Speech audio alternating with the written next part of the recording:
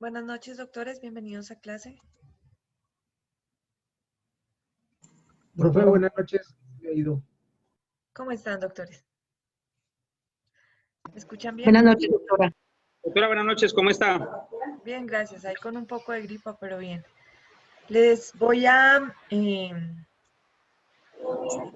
pasar un video muy parecido al que les pasé ayer, pero este es sobre abordaje a la escena de los hechos. Es más o menos el ejercicio que ustedes deben hacer si están planeando hacer el ejercicio número 1.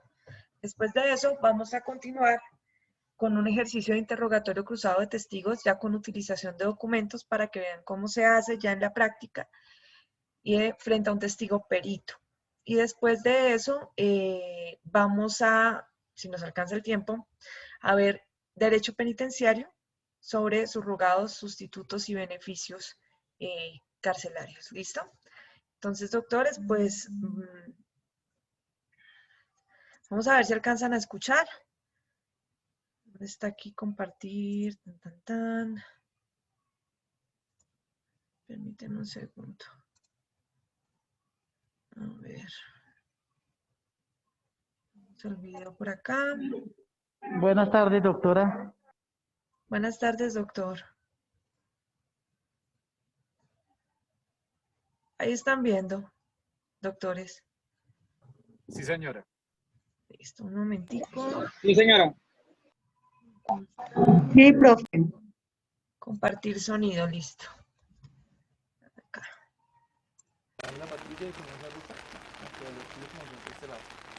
¿Ha podido usted? Permítame que está como bajito. Subimos al máximo.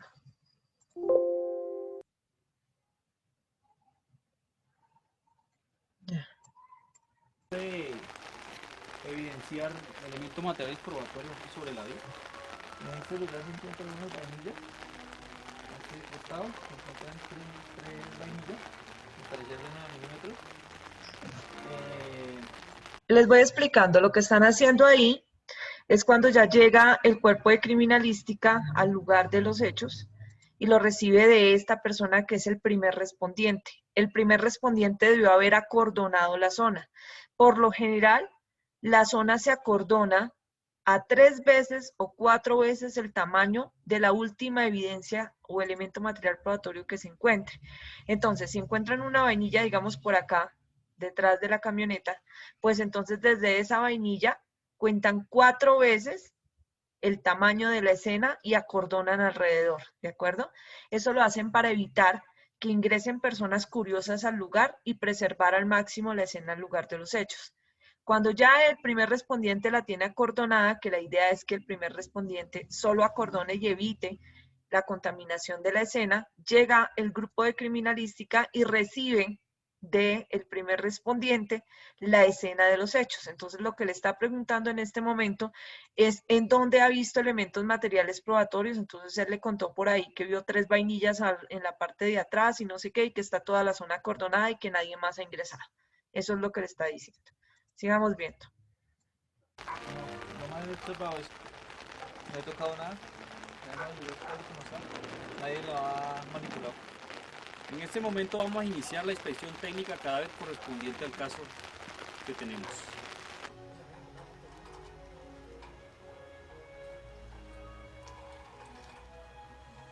En este momento, el técnico en fotografías está realizando lo que se conoce como fijaciones fotográficas del lugar de los hechos. Estas fijaciones se realizan de lo general a lo particular. En la secuencia fotográfica se empiezan desde la fotografía panorámica, posteriormente la fotografía de plano general, en donde se va haciendo un acercamiento al lugar de los hechos.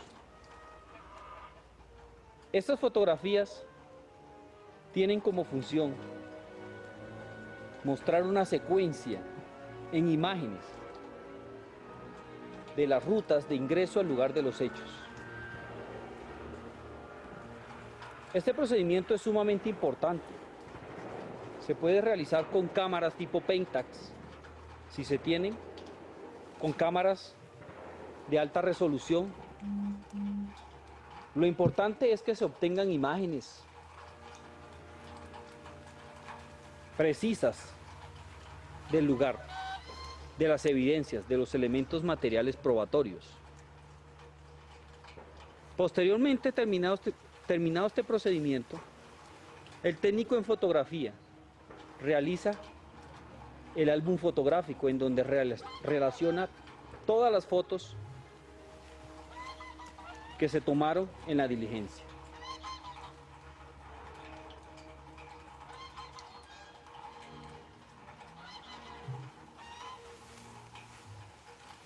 Terminadas las fotos de plano general y panorámicas, se hacen tomas del lugar de los hechos. Estas fotografías sin numeración son importantes, ya que evidencian la originalidad y el estado actual del lugar de los hechos, tal y como queda. Ubicación precisa de los elementos materiales probatorios y evidencia física que se halle en el lugar. Terminado este procedimiento, sí se procede a la numeración de los elementos materiales probatorios. Lógicamente, que el procedimiento de fijación del lugar de los hechos se realiza habiendo finalizado el procedimiento de búsqueda de elementos, que para este caso se realizó método de búsqueda por zigzag. Ahí paramos un momentico. Ustedes tienen que definir el método de búsqueda que van a utilizar. Ojo, ya les voy a explicar lo de los métodos de búsqueda aquí.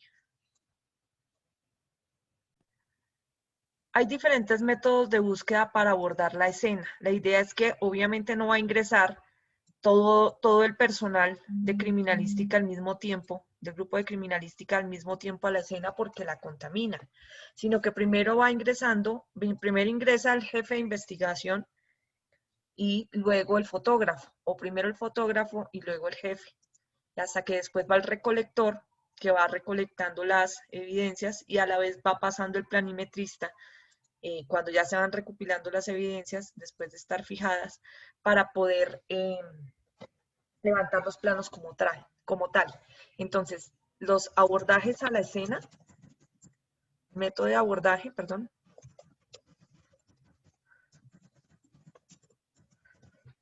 puede ser en zigzag, en cuadrantes o en espiral. ¿Listo? Zigzag, cuadrante o espiral. Entonces, ¿qué van a hacer? Digamos que la escena que ustedes tienen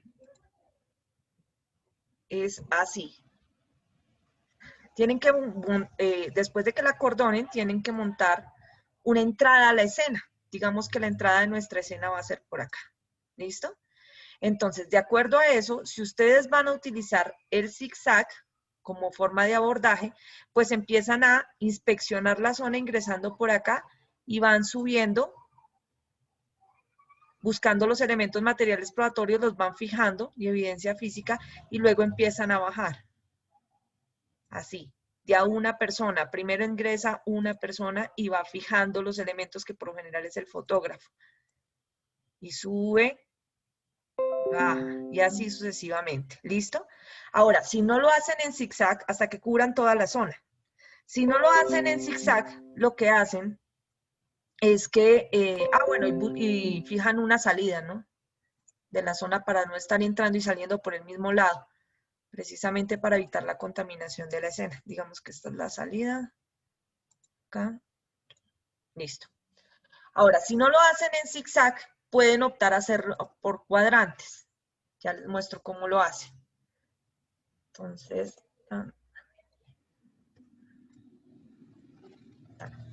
Entonces, lo dividen en los cuadrantes. Esto se utiliza sobre todo para zonas muy grandes, para escenas muy grandes.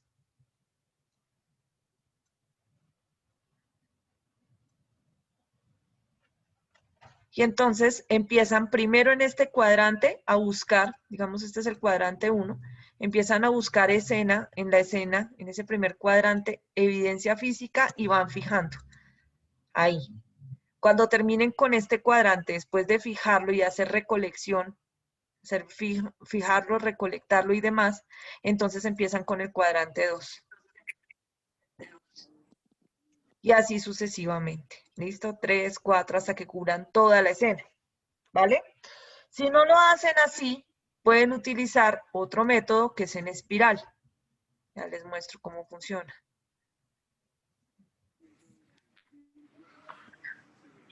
Hay un audio prendido.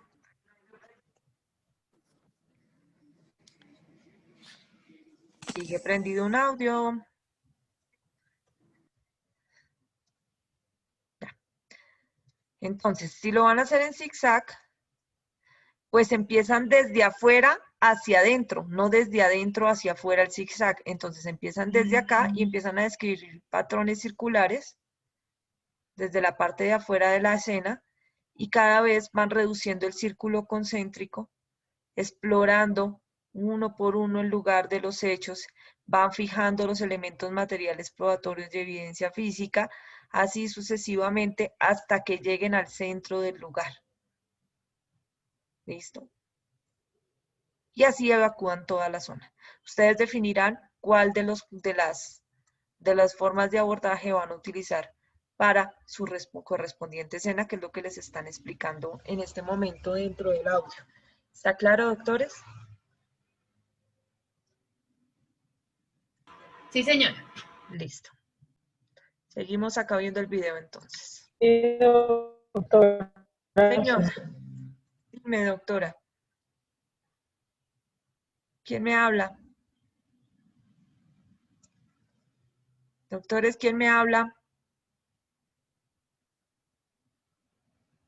Bueno, continuemos entonces.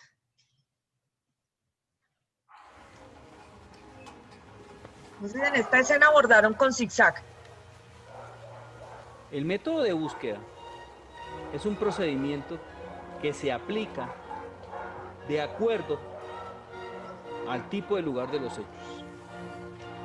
En este caso, es un lugar de los hechos abierto, una vía pública, y estamos aplicando un método de zigzag, que consiste, como su nombre bien lo indica, en hacer recorridos en forma de zigzag por todo el lugar de los hechos. Si se encuentra un elemento material probatorio, inmediatamente se le asigna un numerador.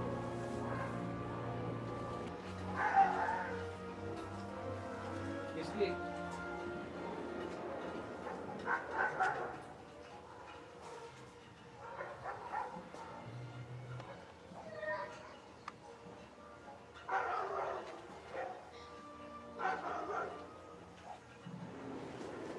En este momento, las evidencias o elementos materiales probatorios ya están previamente numerados. Si se deriva una nueva evidencia o elemento material probatorio, como armas, proyectiles, que se encuentran posterior al método de búsqueda, se les asigna un número de acuerdo a la secuencia. Si el occiso está armado, el arma de fuego se clasificaría como número 6.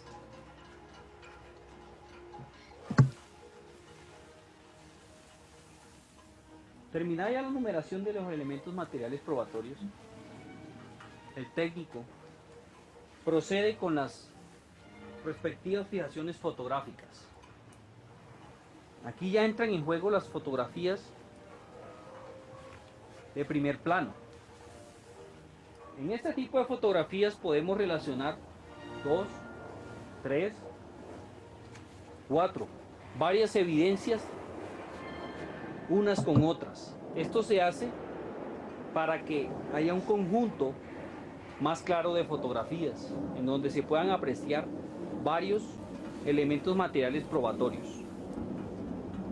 También entran en juego las fotografías de primerísimo plano, en donde se relacionan una sola evidencia en cada uno de sus detalles. Para este caso, las vainillas y los elementos materiales probatorios de forma individual. Retomando nuevamente la importancia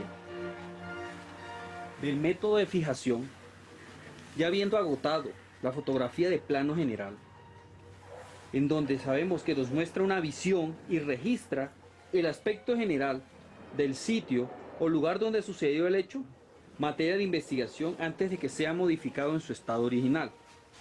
El plano medio es una visión más cerrada o pequeña de forma general. El primer plano es una visión que muestra y registra el elemento principal, materia de investigación, en relación con otros objetos próximos a él. Los primerísimos planos es la visión que se realiza sobre el elemento u objetos encontrados en el lugar de los hechos, buscando fijar características, particularidades del elemento grabado. Ya existen otro tipo de fijaciones, como la fotografía de filiación, que es aquella que se toma en un ángulo de 90 grados de la cara del occiso. Pero eso ya lo estaremos realizando más adelante cuando estemos en la inspección del cadáver. Ahora procederemos a la topografía judicial. La topografía judicial es la que se encarga de representar la ubicación de los elementos materiales probatorios y evidencia física mediante el uso de medidas dentro de un bosquejo topográfico del lugar o lugares donde sucedieron los hechos. El objetivo principal de la topografía es crear un bosquejo en donde se encuentran relacionados todos los elementos materiales probatorios con medidas. Para este caso, en el sistema métrico vamos a utilizar centímetros y metros de acuerdo al caso. La razón de ser de la topografía es que posterior al procesamiento del lugar de los hechos se pueden ubicar las evidencias en el evento de una futura reconstrucción de hechos, en el mismo lugar donde se hallaron, a través de planos. La topografía es el complemento de la fotografía, porque en ella se eliminan detalles innecesarios que van dentro de la fotografía y también proporcionan una perspectiva visual del lugar de los hechos, lo que nos indica que algunos elementos que se captan en fotografía que no son de utilidad para la investigación se filtran en el plano topográfico, ya que en el plano topográfico solamente quedan relacionados estrictamente los elementos materiales probatorios que se van a recolectar. Debemos tener presente de que el lugar de los hechos se debe fijar de acuerdo a su ubicación. Para este caso ya se fijó previamente la vía pública con relación a la terraza, que es el centro del lugar de los hechos.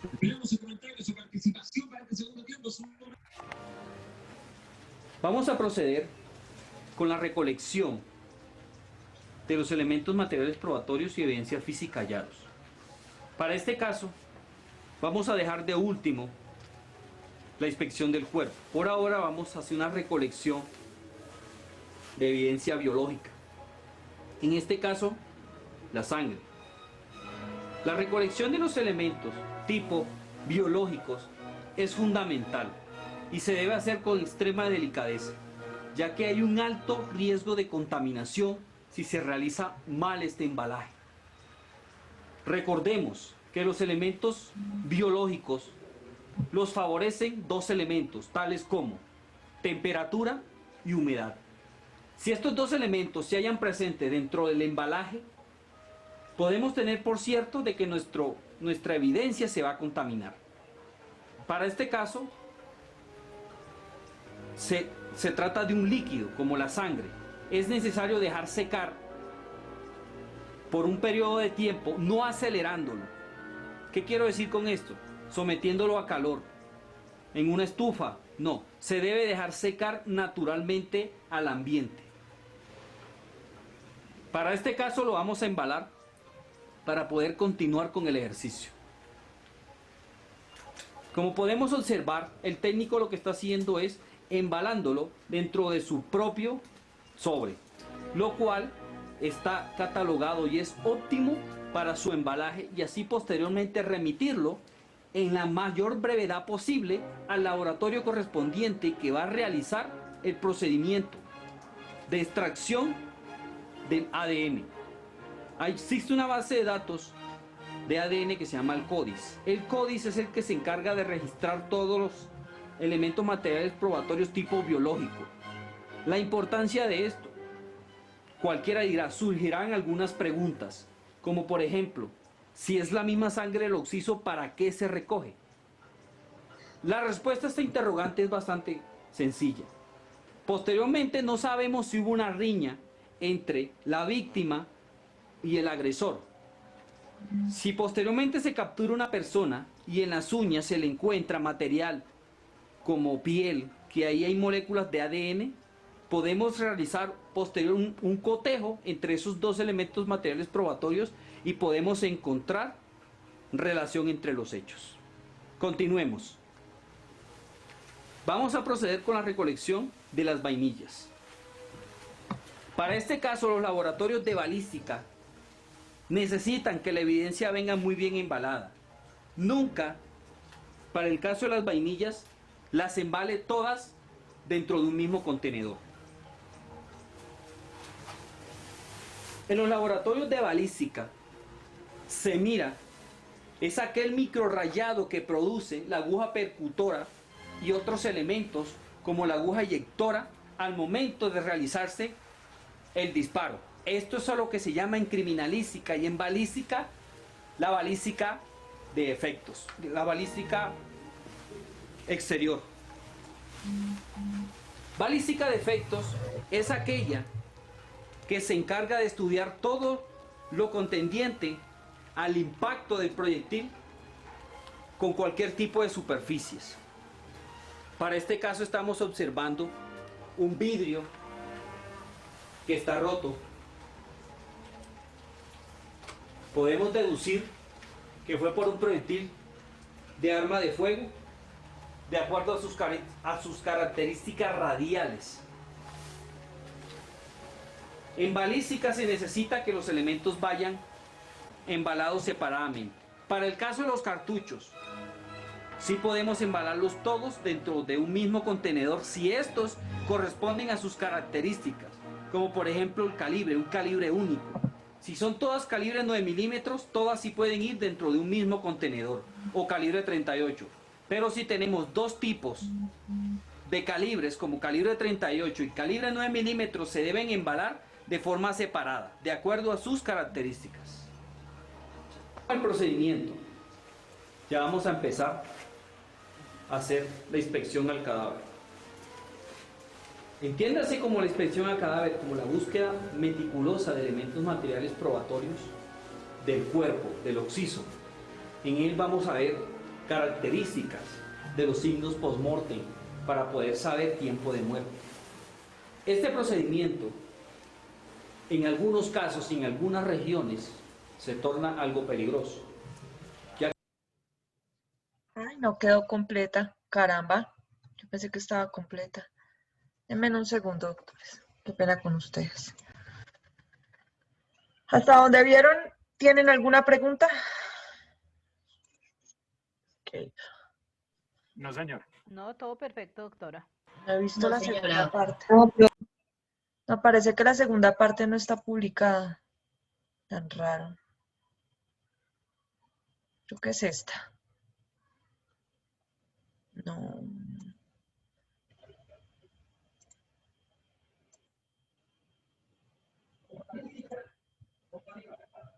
No, no está completo. No está completo, desafortunadamente, doctores. Entonces, les voy a explicar la parte que hace falta para que no tengamos de pronto que nos quede el vacío. Es muy importante que al momento de de recolectar, tengan en cuenta que no se puede tocar absolutamente nada si no ha sido fijado primero, tanto fotográfica como planimétrica y topográficamente.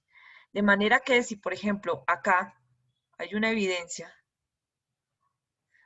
usted no puede ni pisarla, ni tocarla, ni moverla si previamente no ha sido fotografiada. ¿de acuerdo? Ni mucho menos recolectarla. Si la va a recolectar es porque ya está fijada. Entonces, en muchas ocasiones ustedes ven, por ejemplo, en CSI eso que empiezan a levantar y a levantar evidencias, levantan cabellos, levantan sangre, levantan vainillas, el investigador viene y las coge y vuelve y las pone ahí. No, eso no se puede hacer. Lo primero que hay que hacer es fotografiarlas, fijarlas y una vez se haya hecho todo, ahí sí se proceden a levantar, recolectándolas, colocándolas cada una en un contenedor. Ojo, si ustedes van a recolectar manchas que se supone que son de sangre, que los llaman lago hemático, por ejemplo esto de acá hay un lago hemático, pues se supone que es sangre, pero no sabemos si es sangre o no, y tampoco sabemos si en caso de que sea sangre es humana, y tampoco sabemos si siendo sangre humana pertenece a la presunta víctima o no. De manera que esta clase de evidencias se recolectan con un hisopo o un copito, para que me entiendan ustedes. Un hisopo o copito. Ahí les mostraron a ustedes cómo se secaba y demás, y que después se debe colocar, no en bolsas de plástico, porque por lo general en las bolsas de plástico suda, y como es evidencia de carácter biológico, se va a desaparecer y se va a pudrir. Entonces la idea es que lo coloquen en un tubo de ensayo.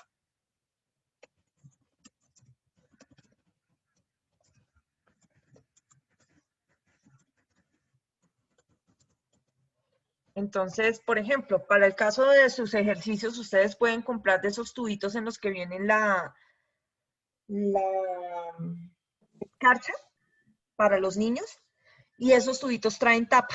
Entonces le sacan toda la escarcha y pues recolectan la evidencia y colocan el tubito de ensayo ahí. Tampoco es que ustedes se pongan a procesar escenas gigantescas porque no es la idea, sino que al menos recojan una evidencia de cada una de las posibles evidencias de forma exacta dentro del video, para que no les quede tan largo.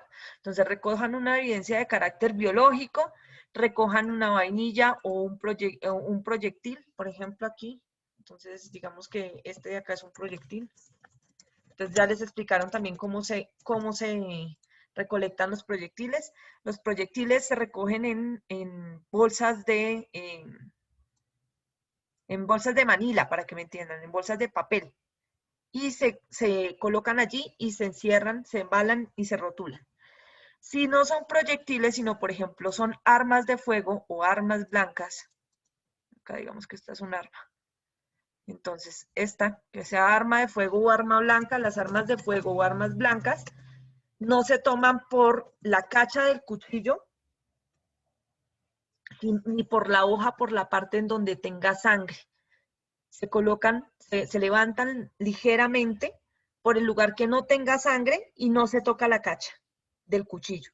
Si es un arma de fuego, se levanta desde un lugar diferente al gatillo o la empuñadura, es decir, la pueden tomar, por ejemplo, desde el cañón, la parte de afuera del cañón. Para levantarla, la embalan y la colocan en una caja, la amarran a la caja para que no se mueva dentro de la caja porque se dañan las posibles impresiones dactilares que haya en la zona, ¿de acuerdo?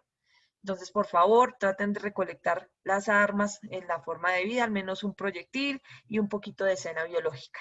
Luego, entonces, ustedes embalan el cuerpo principal, que va a estar, digamos que en el centro, dependiendo de donde lo hayan dejado. En este caso, pues, por lo general, cuando se utilizan círculos concéntricos en sede de espiral, se hacen para dejar el cuerpo en el centro. Digamos que aquí tenemos nuestro cuerpito. Aquí al señor muertico. Su reguerito ahí del agua hemático.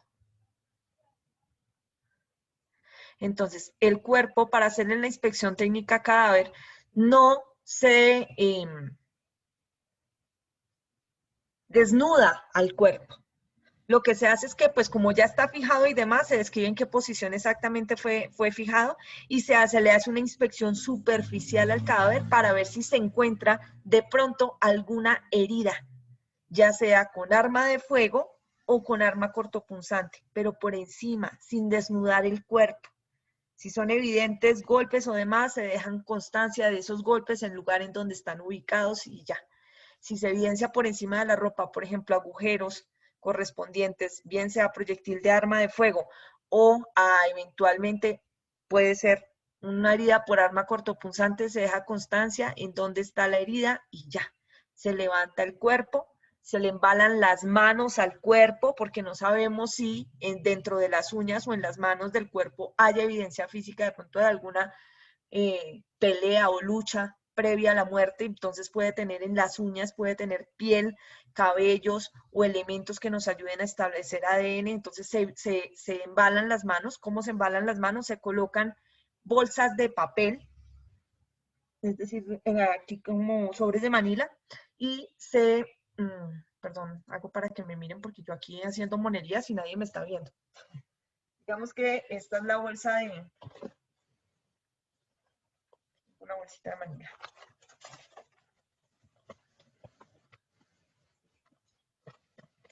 Este es el sobre de Manila.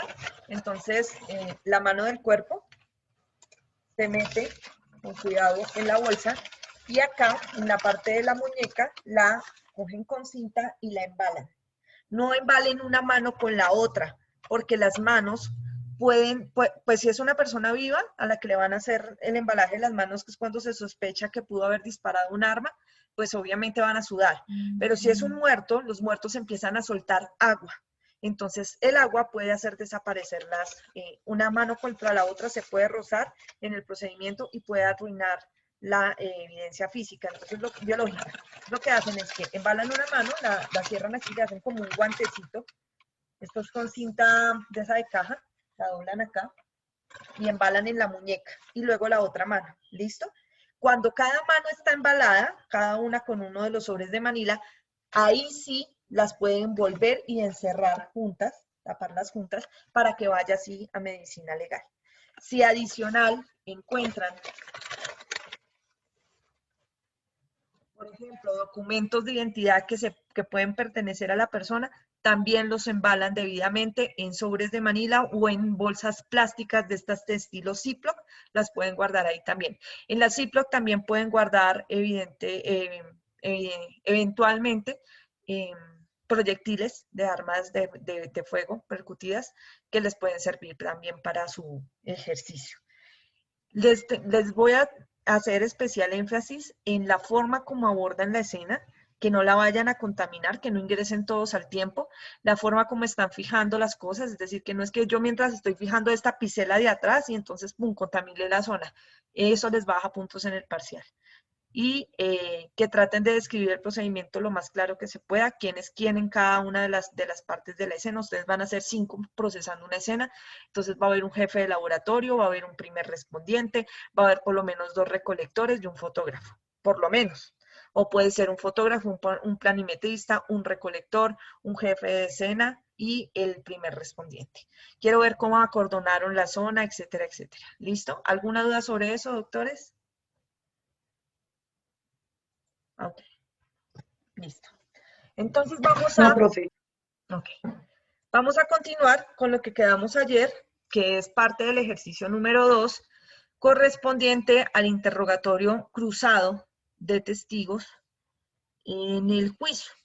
Ustedes me dirán, bueno, profe, pero ¿qué? Usted habla del ejercicio 1 y del ejercicio 2, pero no habla del ejercicio 3. Pero es que el ejercicio 3 lo procesamos prácticamente durante las 3 primeras semanas de clase, donde les enseñé qué era tipicidad, qué era antijuricidad, qué era culpabilidad, cómo cada una de esas pruebas puede servir para tipicidad, antijuricidad y culpabilidad, cómo se individualizan las penas, y lo último, subrogados y sustitutos penales, que lo vamos a ver hoy. Entonces, ahí van a tener completa la información para que ustedes puedan realizar cualquiera de los 3 ejercicios que ya deben estar adelantados. Entonces, vamos por... abramos subrogados y abramos... interrogatorio cruzado de testigo. ¿Dónde está? Acá está. Listo.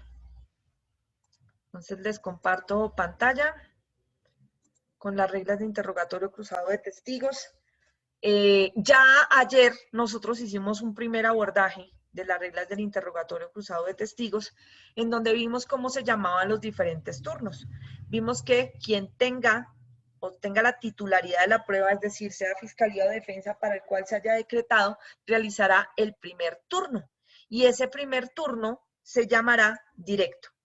Que después de ese directo, que tiene unas reglas clarísimas en donde las preguntas tienen que ser abiertas y se tiene que conducir al testigo, que no se permiten las preguntas de carácter sugestivo, capcioso, ni cerrado, ni confusas, ni compuestas, ni conclusivas, se puede efectuar eventualmente por la contraparte del segundo turno llamado contrainterrogatorio, en donde las reglas son las opuestas a las anteriores, es decir, preguntas de carácter cerrado, pueden ir preguntas sugestivas, pueden ir preguntas capciosas, no preguntas confusas, no preguntas compuestas, pero, y tampoco se permite insultar al testigo.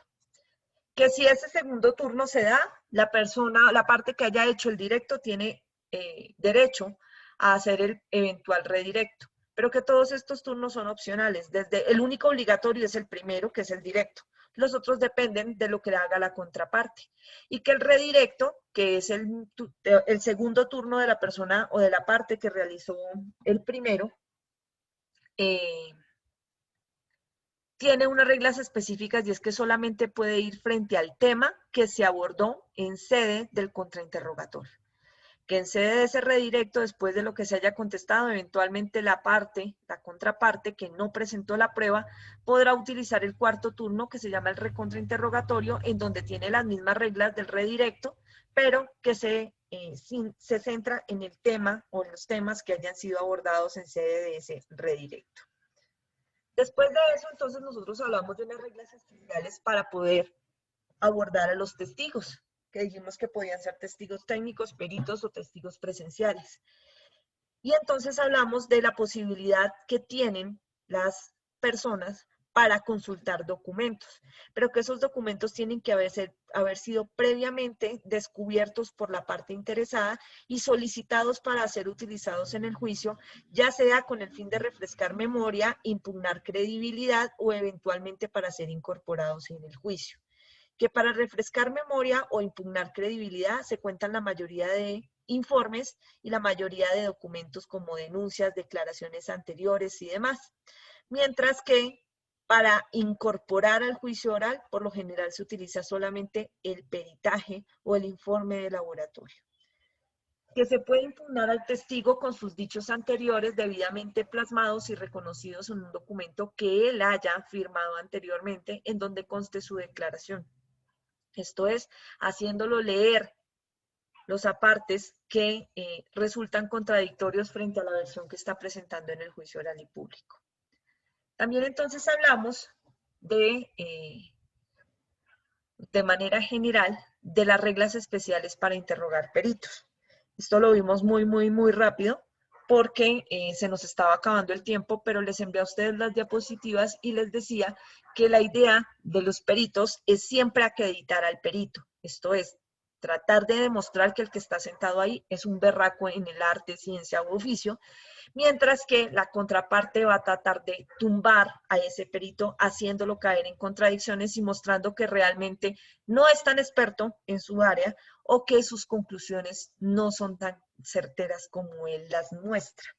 Para eso, a diferencia de lo que ocurre con los anteriores testigos, esto es, con los testigos presenciales o con los testigos de carácter técnico, al perito se le puede preguntar más allá de lo que tiene dentro de su informe.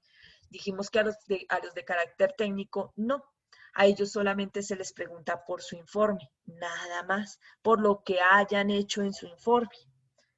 A los peritos se les pregunta especialmente por actividades derivadas del peritaje, como especialmente suele ser el método utilizado o el principio científico que utilizó para llegar a sus conclusiones. Incluso se le puede preguntar por metodologías, principios científicos, procedimientos que él no utilizó, que ni siquiera mencionó en su peritaje, pero que hacen parte de su ciencia, arte u oficio.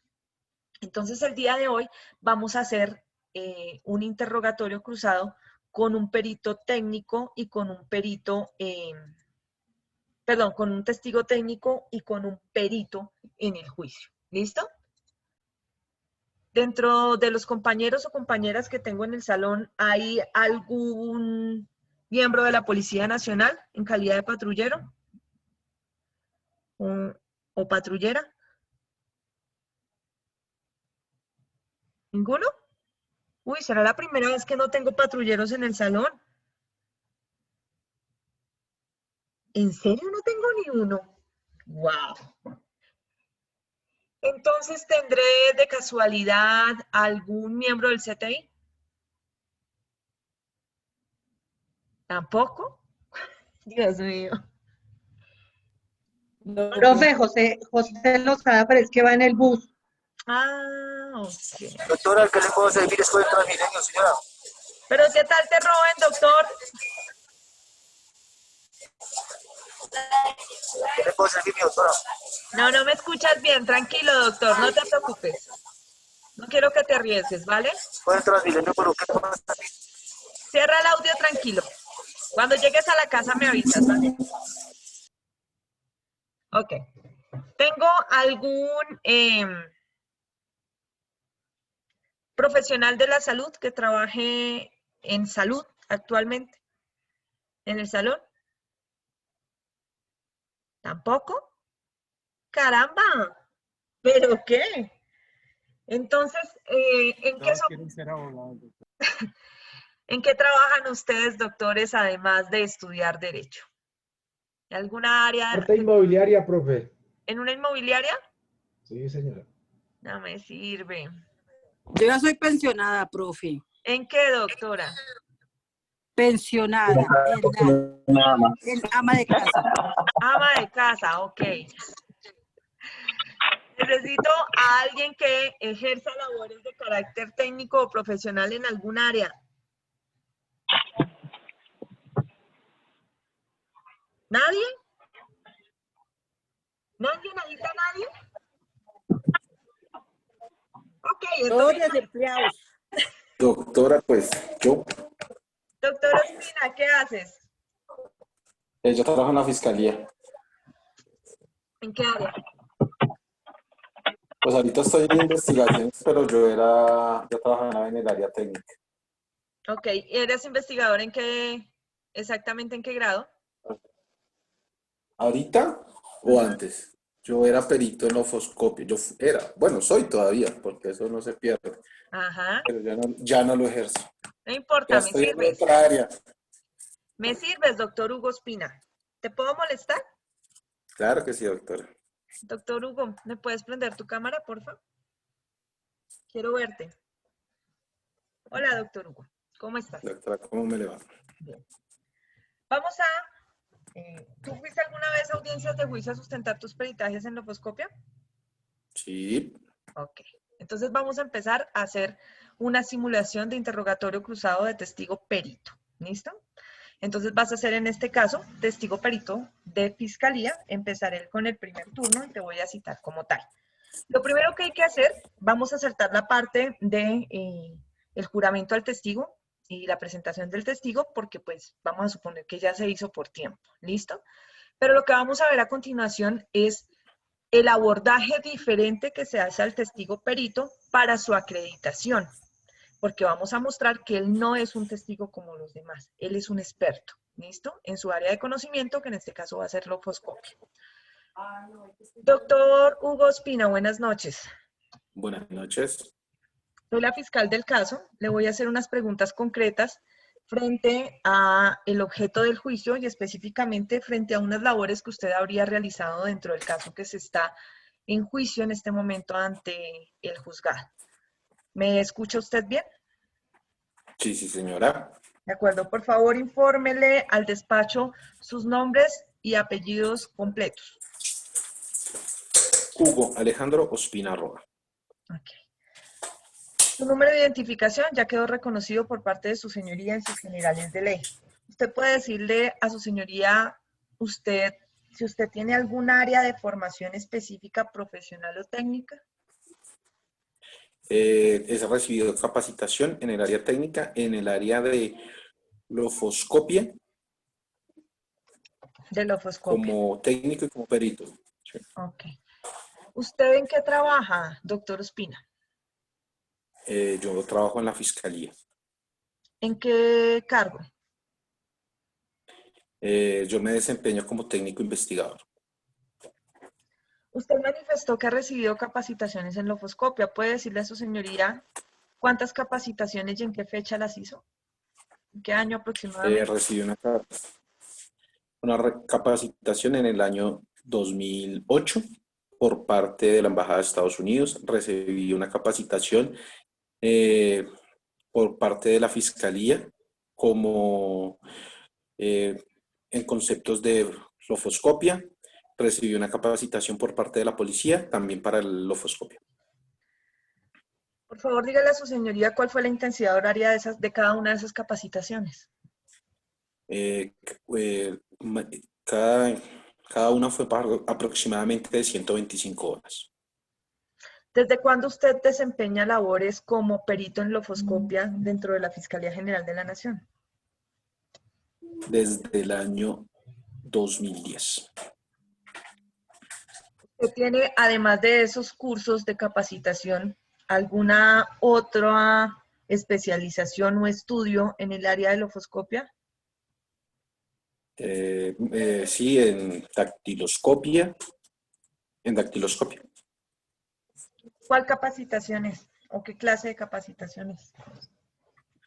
Esa capacitación consiste en el revelado de huellas latentes. ¿Cuánto duró esa capacitación? Manejo del lugar de los hechos. 140 horas.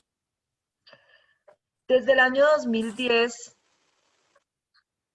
que usted viene desarrollando las labores como perito en lofoscopia, ¿usted puede decirle a su señoría cuáles han sido sus funciones específicas en esa área?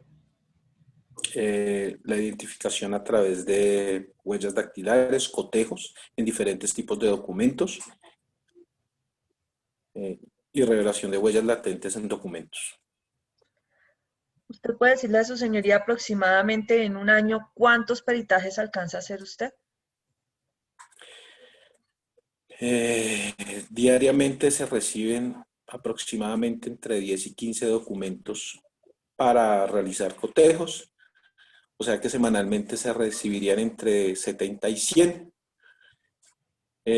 por 60 semanas, por 80 semanas, son 800 más o menos, 800 peritajes al año.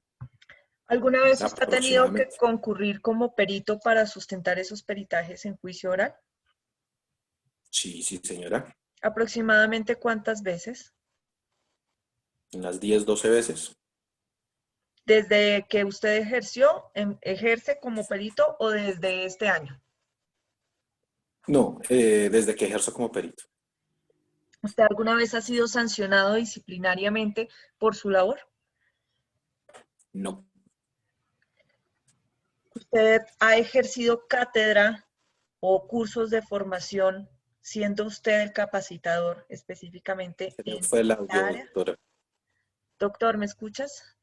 Se le fue el audio, doctora, y no le entendí la pregunta. ¿Me Ya, ahora sí. escuchas ahí? Ok. ¿Usted ha Sí, ahora sí, doctora.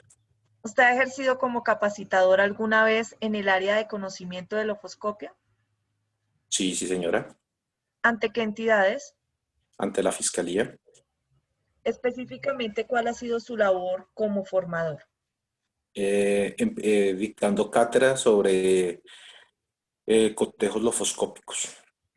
¿En cuántas oportunidades ha usted proferido esas capacitaciones? En 2 ocasiones. ¿En qué años? En el año 2013 y 2016. ¿A qué grupos específicos iba dirigida la capacitación? Cuando se inició en formación de peritos, yo empecé las capacitaciones para ellos. Su señoría, la Fiscalía solicita respetuosamente que se tenga al doctor Hugo Ospina como perito en lofoscopia para este caso y juicio oral y público. Hasta acá, vean que no le he preguntado nada de los hechos. Solamente estoy demostrando por qué él es un experto en el área y por qué lo traje como perito. Todas esas series de preguntas que yo le hice, que a veces son mucho más extensas dependiendo de la hoja de vida del perito, sirven para acreditar precisamente al perito. Entonces, en este momento, cuando ya se le solicita eso al juez, el juez le corre traslado a las partes. Entonces, como el testigo es de fiscalía, le va a correr traslado a la defensa. Entonces, Señor defensor, señor delegado del Ministerio Público, ¿hay alguna objeción para que se reconozca al doctor Hugo Espina como perito? Entonces, lo primero que ellos van a revisar, tanto el delegado del Ministerio Público como el de la defensa, es que el doctor Hugo Espina haya sido citado como perito en la audiencia preparatoria, es decir, que haya sido decretado como tal. Adicionalmente, que exista un informe base de opinión pericial debidamente descubierto a más tardar 5 días antes de que él esté aquí sentado en juicio. Esa es la única excepción que existe para descubrir más allá de la audiencia de acusación o más allá de la audiencia preparatoria, que son los informes bases de opinión pericial que rinden los peritos como el doctor Hugo Espina, que se deben descubrir a más tardar 5 días antes, es decir, entregárselo a la contraparte 5 días antes de que el testigo concurra a juicio. Entonces van a ver eso y si no encuentran ningún problema y si efectivamente el doctor nunca ha sido sancionado ni nada de estas cosas, pues no se van a oponer y se podrá reconocer como perito. Entonces el despacho emitirá una decisión y es a partir de este momento el doctor Hugo Espina es reconocido como perito para este juicio en lofoscopia.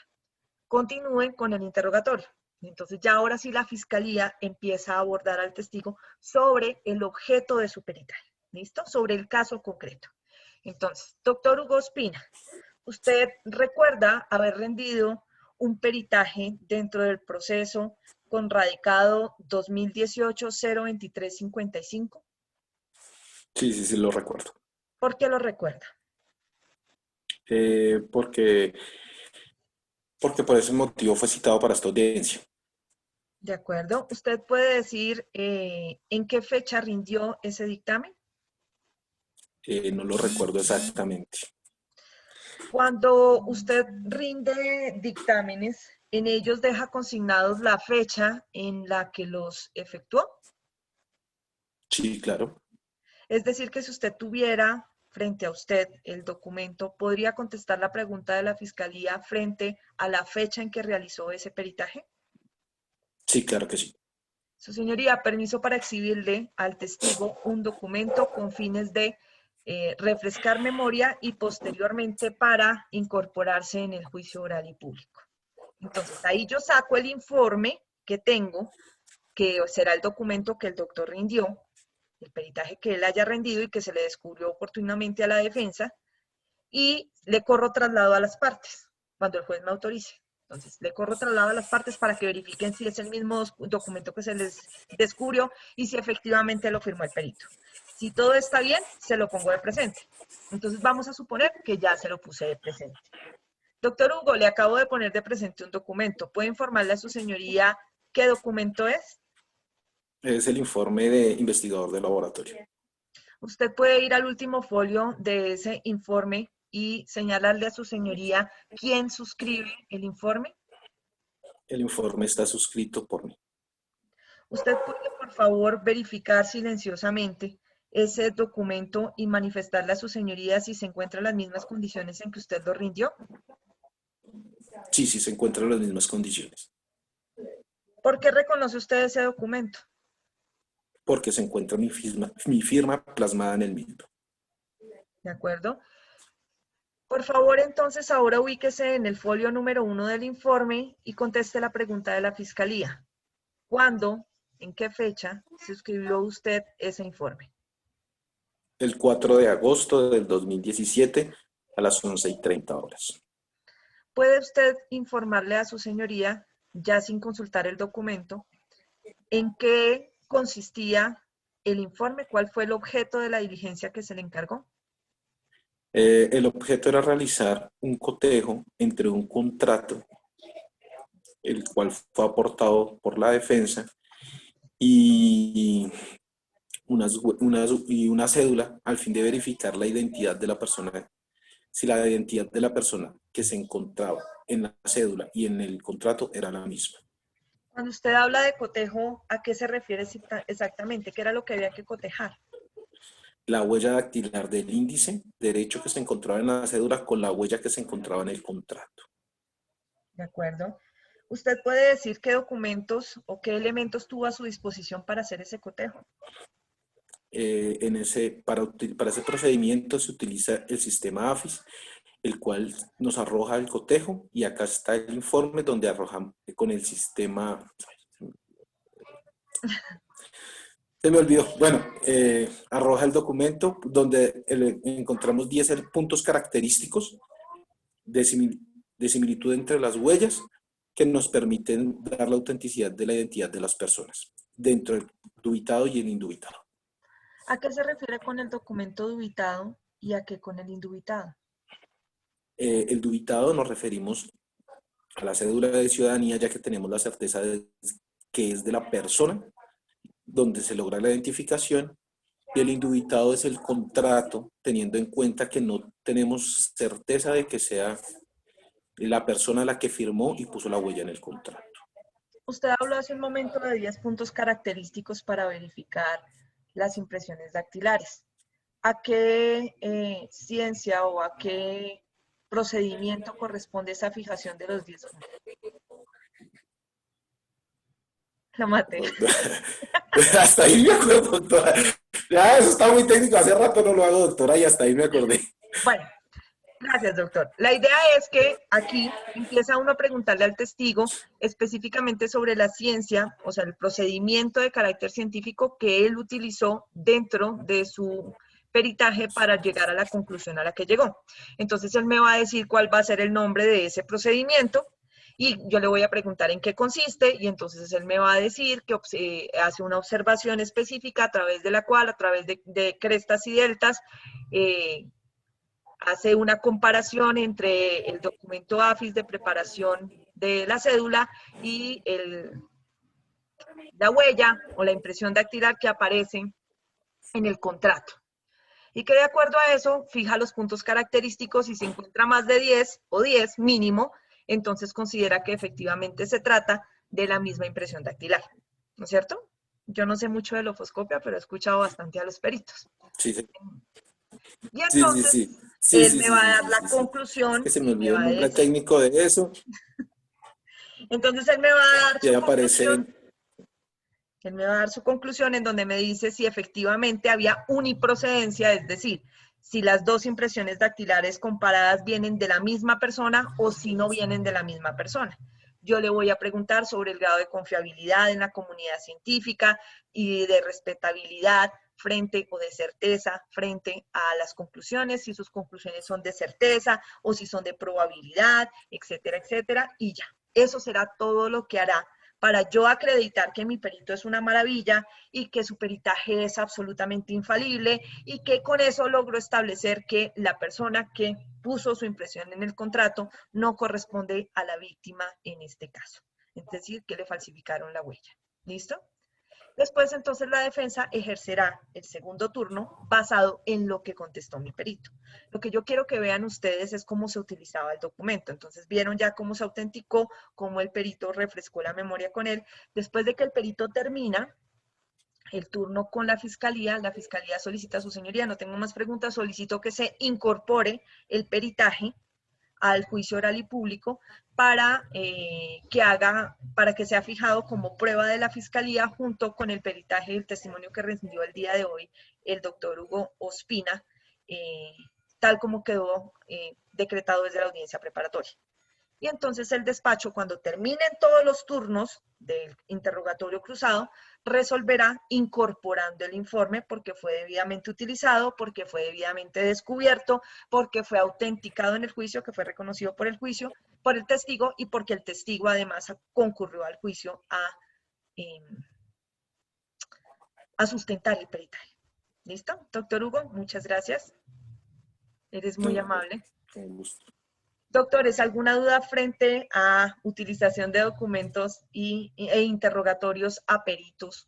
Interrogatorio cruzado a peritos, ustedes lo pueden hacer también dentro de su ejercicio. Ya vieron cómo ayer fue un testigo normal, que en este caso fue la doctora Olga Lucía, que era la víctima de un delito de hurto, y el día de hoy tuvimos a un testigo experto en calidad de perito en lofoscopia y cómo se abordan de forma distinta. ¿Listo? ¿Alguna pregunta específica frente al interrogatorio cruzado ahí? Ok, listo. No, señora. Ok.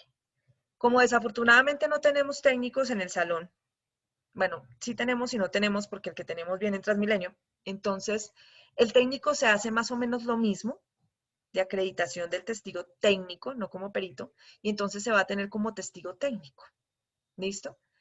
Y a él se le va a preguntar estrictamente por lo que diga el informe, mientras que al perito se le puede preguntar incluso por cosas que él no recuerda o no mencionó, como por ejemplo, si el doctor me dice a mí, el doctor Hugo Espina me dice que él utilizó el sistema, yo qué sé, de la Ofoscopia Internacional, yo puedo llegar a preocuparle a él, a preguntarle a él por un sistema diferente de confrontación que él no mencionó. Le pregunto si lo conoce o no lo conoce y si sabe que por ejemplo, eso lo hacemos mucho los defensores, es asesorarnos lo suficiente con un perito en la ofoscopia que nos muestre las debilidades del procedimiento que utilizó el doctor Hugo Espina. Entonces, en ocasiones hay peritaje, sobre todo en la ofoscopia, hay procedimientos que exigen.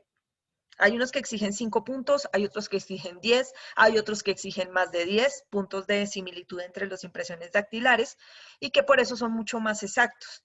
Entonces, si por ejemplo él utilizó uno de 10, yo le puedo traer uno de 20 y decirle que por qué no utilizó el de 20 si el de 10 resulta menos certero que el de 20.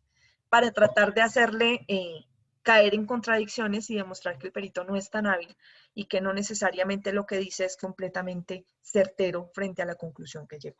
¿Listo? Doctor Edgar Carranza, ¿qué pregunta tienes? Doctora, buenas noches. La pregunta es muy puntual.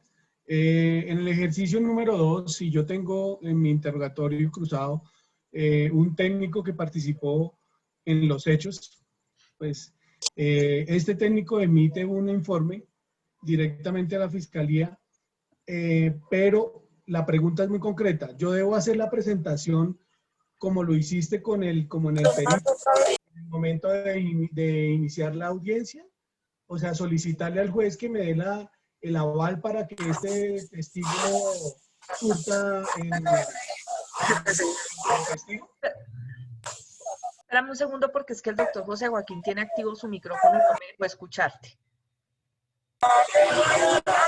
Odio. Ya. Ya. Qué pena, Listo. doctor Carranza. Repito nuevamente la Qué pregunta. pena contigo. Entonces, Dime. en el interrogatorio de cruzado en el segundo ejercicio, yo tengo un técnico X para efectos del interrogatorio. La pregunta es concreta. ¿Yo debo solicitar el permiso al señor juez para que me admita este testigo como tal, así como hiciste la presentación con el perito, o sencillamente hago la presentación y lo anuncio antes de interrogar? A ver, bueno. No sé a qué te refieres con la presentación. El testigo queda decretado como testigo presencial o testigo semipresencial o testigo técnico o testigo perito desde la audiencia preparatoria. Así quedan decretados. Entonces, por ejemplo, el doctor Hugo Espina debió haber quedado desde la audiencia preparatoria como perito en la ofoscopia para ser practicado en el juicio. Entonces, ¿qué hago yo? Una cosa es que él ya está decretado así y otra cosa es que yo ya haya probado que él es perito. Entonces, yo lo que hago es lo que hice con el doctor Hugo Espina, que la primera parte se llama acreditación del perito. Esa acreditación del perito, para solicitarle a su señoría y que le digo, su señoría, solicito que a partir de este momento se tenga como perito, solo se hace con el perito. Con el testigo técnico se hace la acreditación, pero no se le solicita a su señoría que lo tenga como testigo técnico, porque él viene como un técnico, ¿me entiendes? Viene como informe de investigador de campo y no como informe de investigador de laboratorio, que por ejemplo sería un agente captor, un policía. Entonces, el policía... Sí, exacto. Este personaje, qué pena te interrumpo ahí, este personaje estuvo en el momento de la captura, por lo menos pues, en el ejercicio nuestro, y pues hace partícipe en este interrogatorio. Entonces, esa era mi pregunta. Muchas gracias, Miguel. Vale, es muy importante lo que dice el doctor Carranza por lo siguiente.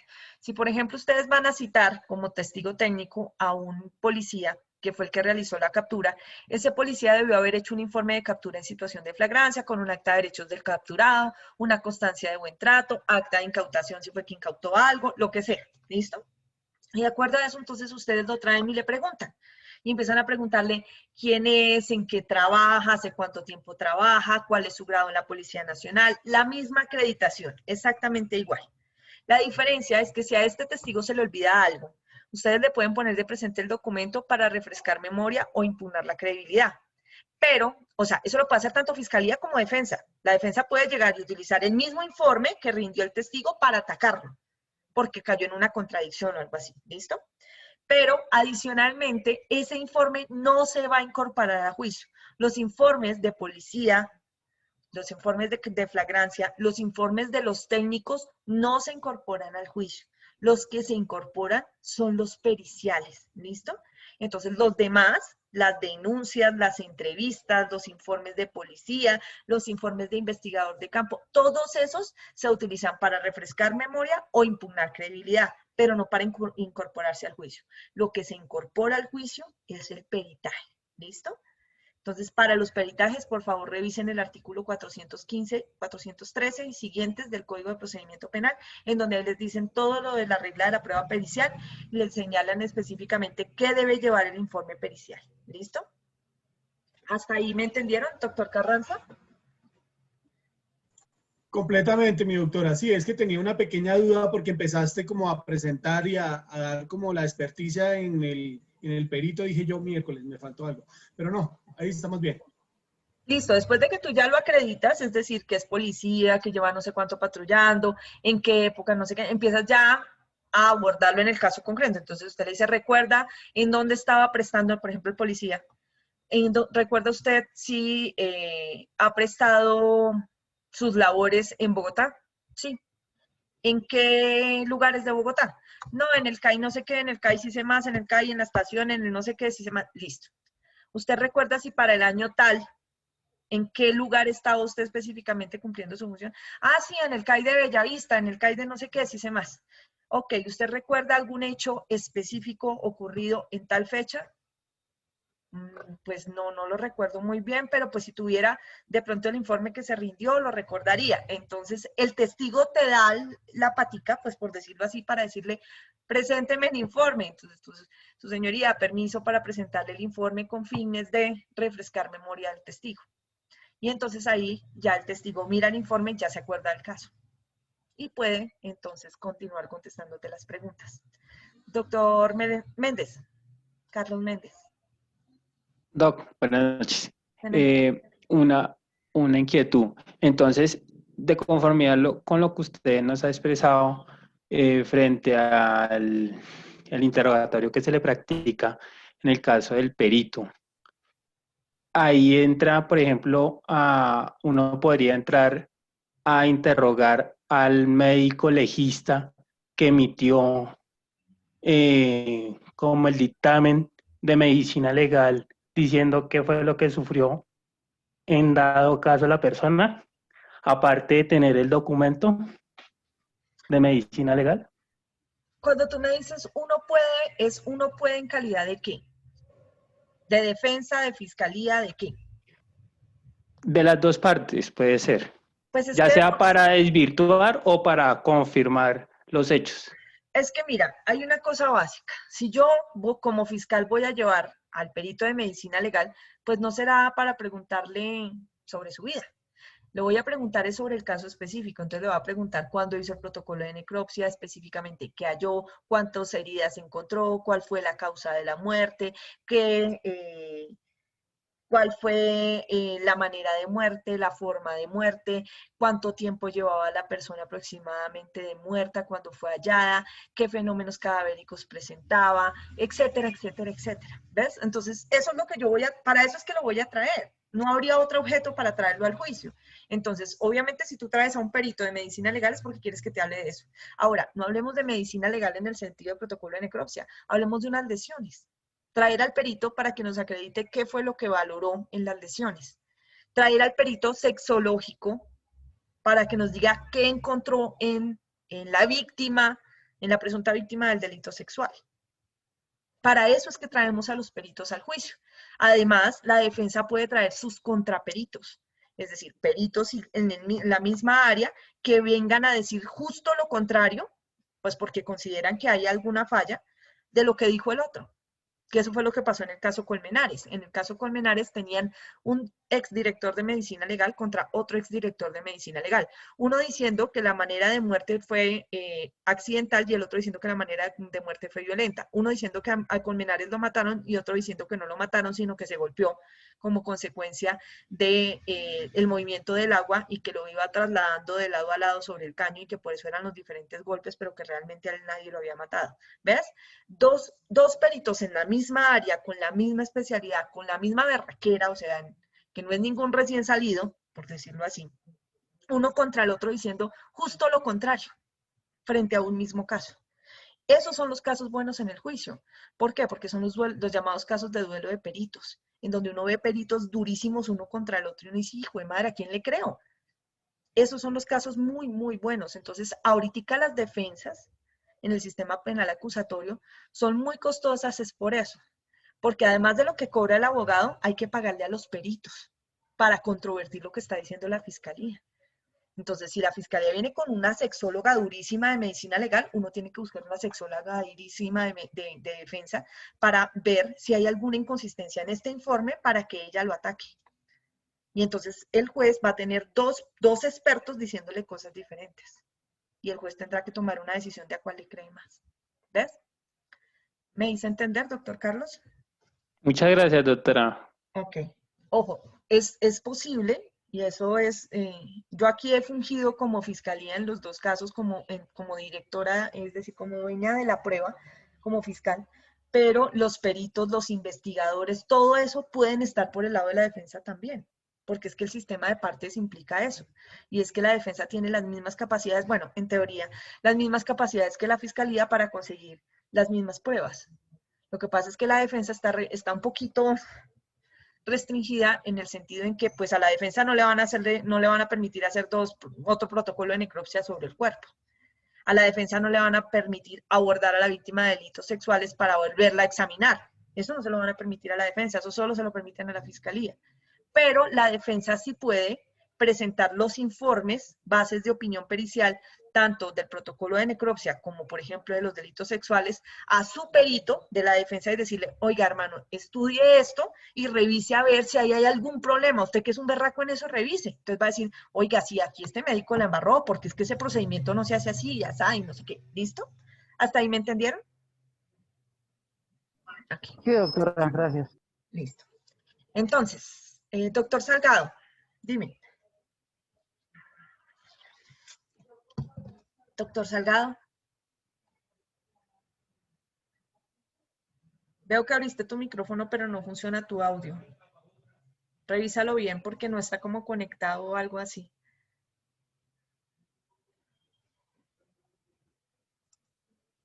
No, parece que no. Doctor Salgado. Si puedes, me escribes tu pregunta, por favor, en el chat. ¿Listo? Vamos entonces ahora a ayudarnos y no a profundizar en la información que nos hace falta para el ejercicio número 3. Entonces, ojo, en la individualización de pena y sentencia, lo primero que tienen que hacer, pues como van a proferir una sentencia de carácter condenatorio, es primero identificar al despacho, por decirlo así, decirte qué juzgado es, que en este caso será categoría de circuito porque es un homicidio, en el caso de Caín y Abel. Entonces tendrán que ser un juzgado de categoría del circuito, el número del proceso, el nombre del procesado, etcétera, etcétera. ¿Listo? Y luego entonces van a decir objeto de la providencia y van a comenzar con procede el despacho a proferir sentencia de carácter condenatorio como consecuencia de la aceptación de cargo que hiciera Caín, tal cosa, en audiencia de, no sé, no me acuerdo bien si fue en formulación de imputación que aceptó los cargos. ¿Listo? Luego entonces... En formulación de acusación. En formulación de imputación. En formulación de imputación, gracias. Luego entonces colocan una capite que se llame hechos jurídicamente relevantes y colocan los hechos que obedecen al caso. El día tal, en tal lugar, a la hora tal, Caín, no sé qué, si se más, procedió a atacar a su hermano Abel, no sé qué, si se más, luego de lo cual en una riña o lo que sea, procedió a provocarle la muerte mediante herida de no sé qué, si se más, tal par. Con la utilización del arma tal. Ya, listo. Esos serán los hechos jurídicamente relevantes. Luego entonces hacen un recuento procesal, entonces cuentan cómo se hizo la audiencia de formulación de cómo capturaron a Caín. Si fue en situación de flagrancia, cómo fue, entonces si fue en situación de flagrancia, entonces que se llevó tal día a tal hora ante el juzgado tal de control de garantías, en donde se legalizó la captura por situación de flagrancia, después se hizo audiencia de formulación de imputación en donde el procesado aceptó los cargos, si se le impuso o no se le impuso medida de aseguramiento, que es lo que llaman el triple combo. ¿Listo? Después de que terminen eso, entonces proceden ustedes a hacer las consideraciones del despacho. Individualización e identificación del acusado. Aquí les voy a hacer un tip que de pronto no tenemos muy presente, y es que una cosa son los datos de individualización y otra cosa son los datos de identificación. Entonces, les explico.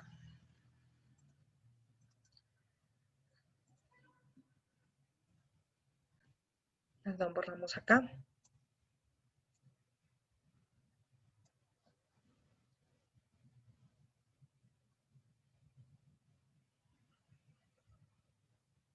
Listo. Entonces, los datos de individualización son el conjunto de características físicas que hacen única a una persona.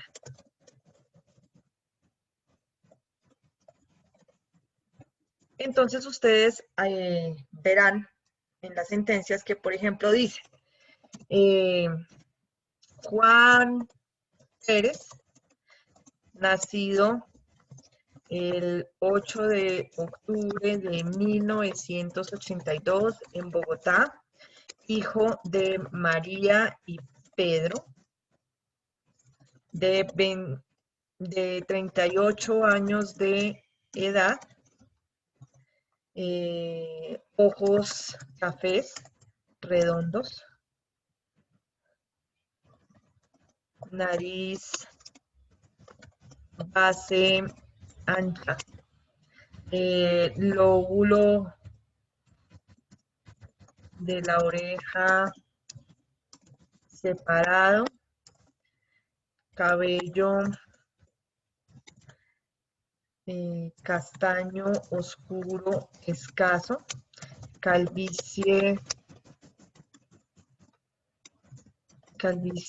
frontal, cicatriz de 4 centímetros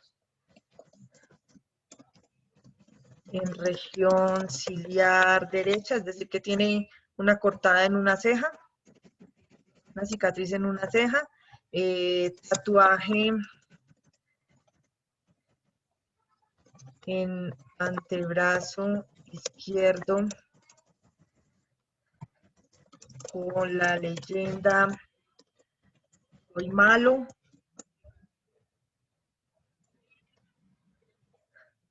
tatuaje en antebrazo derecho con la leyenda "y me gusta",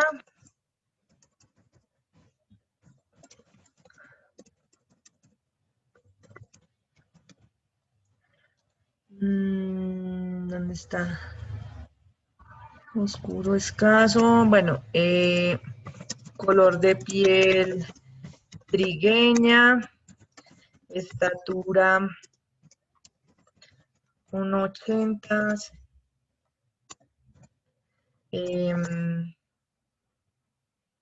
¿qué más?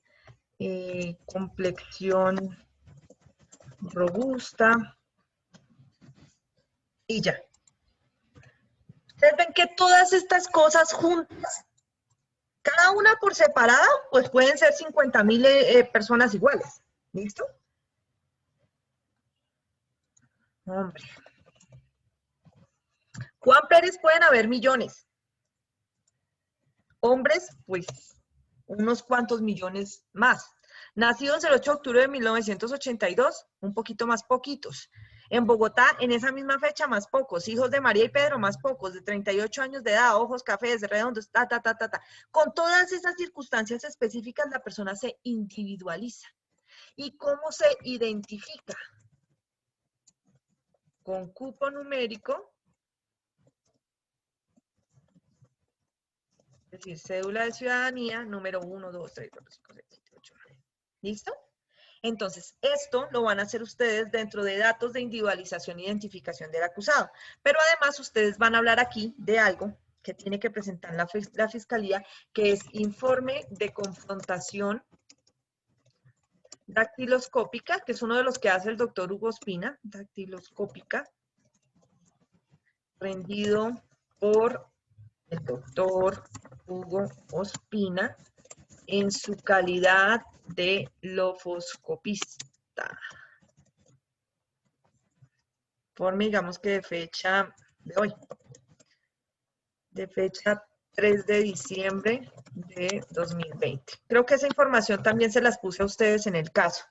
Entonces, ustedes colocan este informe dentro de lo que dice datos de individualización e identificación del acusado y dicen, según informe de fecha los datos de individualización son estos y los datos de identificación son estos. ¿Listo? ¿Por qué? Porque hizo confrontación dactiloscópica, es decir, que esta persona confrontó las huellas, las impresiones dactilares de la persona que fue capturada y que tiene todas estas características y que se identificó como Juan Pérez, con la tarjeta de cadactilar que reposa en Registraduría Nacional del Estado Civil a nombre de Juan Pérez, y cotejó las huellas y dijo, se trata de la misma persona. ¿Listo? Efectivamente, él es el dueño de esa cédula. Y entonces con eso podemos condenar con la certeza de que no estamos condenando a alguien que se está haciendo pasar por otro. Esto es importantísimo, ¿listo? Entonces eso lo hacen dentro de la sentencia correspondiente. Entonces ya saben, primer acápite, objeto de la diligencia, que sería proferir sentencia condenatoria como consecuencia de la aceptación de cargos. Después, hechos jurídicamente relevantes, que son los hechos del caso. Recuento procesal, entonces cuentan qué pasó en la audiencia de legalización y captura, en la formulación de imputación, si hubo medida de aseguramiento o no. Después, datos de individualización e identificación del acusado, y después comienzan con las consideraciones del despacho. En las consideraciones del despacho, ustedes van a colocar primero el contenido del artículo 381 del Código de Procedimiento Penal, según el cual para proferir sentencia de carácter condenatorio se necesita el conocimiento más allá de toda duda acerca de la existencia del delito y la responsabilidad penal del procesado, independientemente de que hayan aceptaciones de cargos o no. Es decir, el juez tiene que verificar si de las pruebas se establece que efectivamente este señor fue el que mató al otro. Entonces va a demostrar primero con tales pruebas de las que se relacionan ahí en el caso, cuáles le prueban la tipicidad de la conducta. Entonces la tipicidad, entonces el delito es homicidio agravado. Entonces para esto tenemos la prueba que sería, primero, informe de protocolo de necropsia rendido por tal fecha, en donde se establece que la persona no se murió solita, sino que la mataron, bueno, lo que sea. Las conclusiones del perito. Adicionalmente, todo lo que tenga que ver con el homicidio como tal. Después de la tipicidad, entonces viene con la antijuridicidad formal y material. Entonces, cómo se afectó de forma efectiva el bien jurídicamente tutelado de la vida e integridad personal del señor no sé quién, que será en este caso el pobre Abel, que dio la vida a nombre en manos de su hermano y no sé qué, y si se más, y bueno, todo el cuento. ¿Listo? Tienen que acreditar también la circunstancia de agravación dentro de la tipicidad. Después de que hayan demostrado tipicidad y antijuridicidad formal y material, empiezan a hacer la responsabilidad. Y en sede de responsabilidad, entonces ustedes analizan que en este presente caso se tiene que el señor aceptó los cargos, que además fue capturado en situación de flagrancia, que hay un testigo que dice que fue el que lo mató, etcétera, etcétera, etcétera, y que en consecuencia están reunidos los presupuestos de tipicidad, antijuridicidad y culpabilidad, y el conocimiento más allá de toda duda acerca de la existencia del delito y de la responsabilidad del procesado, y en consecuencia se emite sentencia de carácter condenatorio con la siguiente individualización de pena. Y empiezan el proceso de individualización de pena. Después de la individualización de pena, bueno, creo que ahí había un porte ilegal de armas, entonces también hacen tipicidad, antijuridicidad y culpabilidad del porte. Pasan a la individualización de la pena y la sentencia, entonces hacen individualización de pena con todos sus cuadritos bien bonitos, bien hermosos, le aplican la rebaja de pena por aceptación de cargos si a ello tiene lugar, y finalmente entran a subrogados y sustitutos penales para determinar en dónde es que el señor va a purgar la pena. ¿Listo? ¿Hasta acá alguna duda, doctores? Ok. Entonces, vamos a ver subrogados y sustitutos de pena. En el caso específico de la sentencia que ustedes van a proferir, tienen que estudiar solamente dos de los que vamos a ver. Primero vamos a establecer qué es un subrogado penal. Los subrogados penales implican un cambio, una sustitución, por decirlo así, reemplazar una cosa por otra. Es decir, que a pesar de que lo vamos a condenar a pena privativa de la libertad, es posible que le cambiemos la posibilidad de purgar esa pena en una cárcel por la posibilidad de purgarla afuera. Entonces hay diferentes subrogados penales. Nos dicen que son primero la condena de ejecución condicional o suspensión condicional de la ejecución de la pena.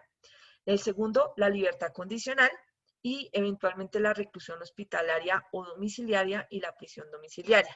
Pero esa tercera, a pesar de que fue anexada por la Corte Constitucional como subrogado penal en la sentencia 679 de 1998 y en la T019 de 2017, lo cierto es que la prisión domiciliaria no es un subrogado penal, es un sustitutivo. ¿Listo? Un sustitutivo penal.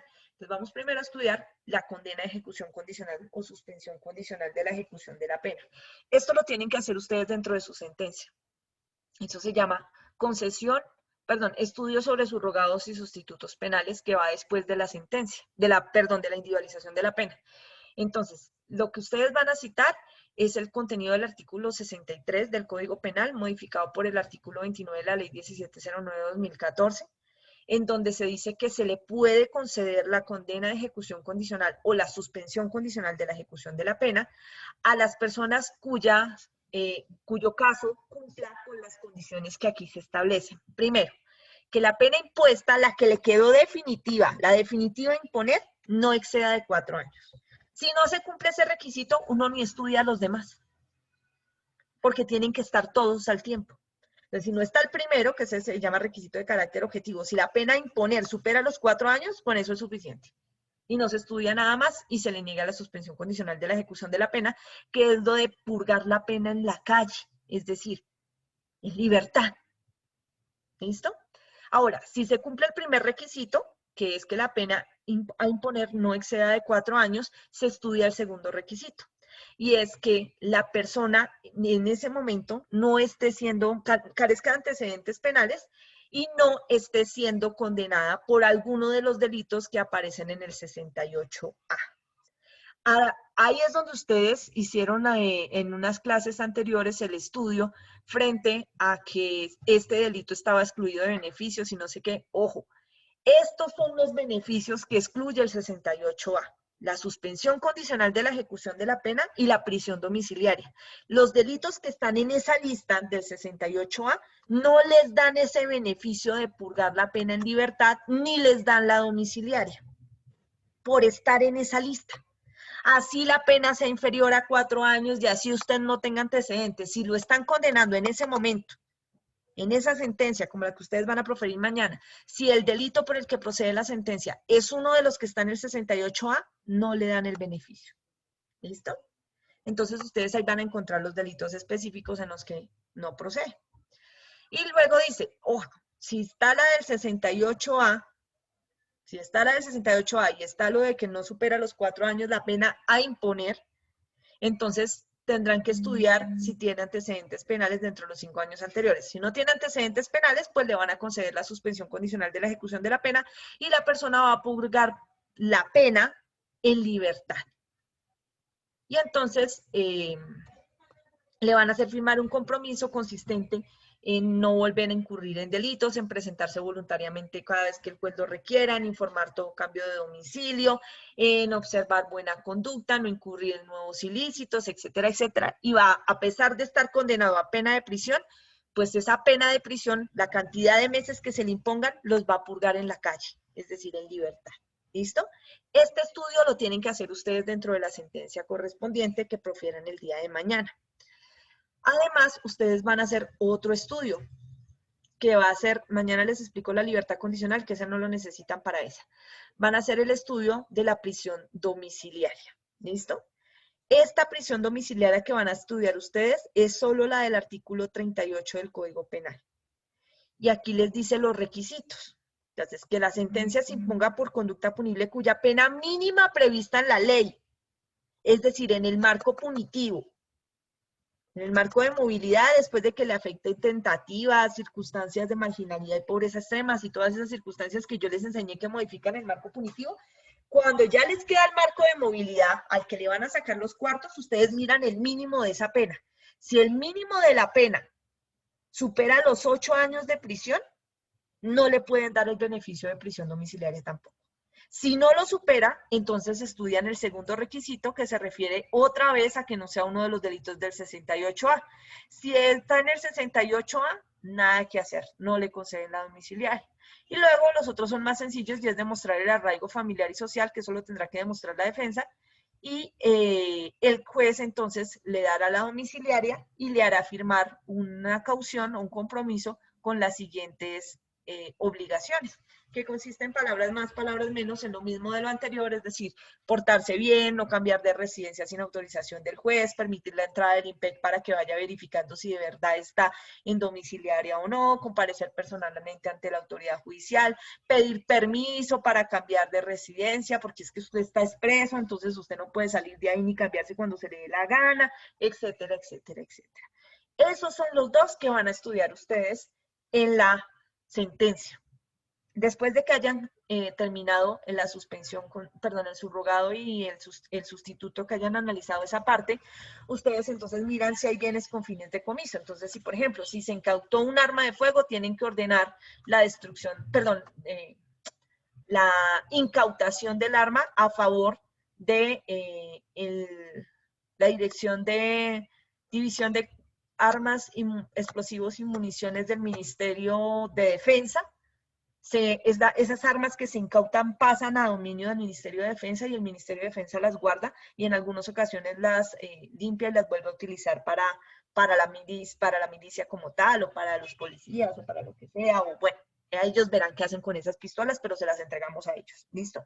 Si hay que destruir algo, como por ejemplo pedazos de trapo, evidencias físicas, cosas que se hayan recuperado, pues eso también se manda a destruir de los almacenes de evidencia para no saturar los almacenes de evidencia.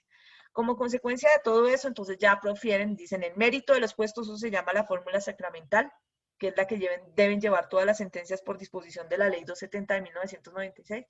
Dicen, el mérito del expuesto, el juzgado, por ejemplo, primero penal de circuito con funciones de conocimiento, administrando justicia en nombre de la República y por autoridad de la ley, resuelve, primero, condenar a identificado con la cédula tal, a la pena principal de tanto, como autor responsable del delito de homicidio y concurso heterogéneo con porte ilegal de armas. Segundo,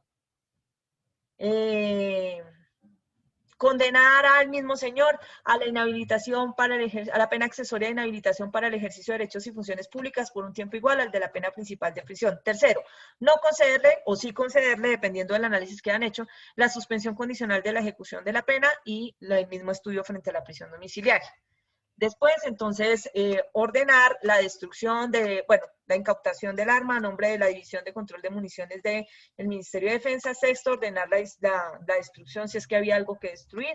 Sexto, contra esta sentencia procede el recurso de apelación, el cual debe ser interpuesto inmediato en esta audiencia y contra el mismo, del mismo se corre traslado a las partes en audiencia. Señor fiscal. Entonces, el fiscal dice, apelo o no apelo, ya. Defensa, interpongo recurso de apelación, listo. Entonces, como se interpone el recurso de apelación, el mismo debe ser sustentado dentro de los 5 días siguientes a esta audiencia y se concede el referido recurso de apelación. Pues ya, listo. Se termina la sesión de audiencia y se acabó la sentencia. ¿Alguna pregunta, doctores? Ya les resolví los 3 casos, no me digan que no.